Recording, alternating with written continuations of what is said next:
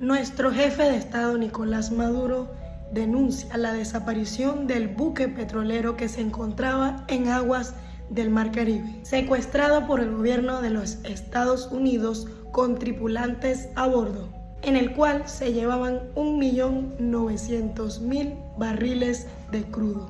Esto demuestra que el gobierno de los Estados Unidos piensa seguir atropellando al país venezolano, bajo la argumentación de que participan activamente en organizaciones criminales. Dime qué opinas tú al respecto.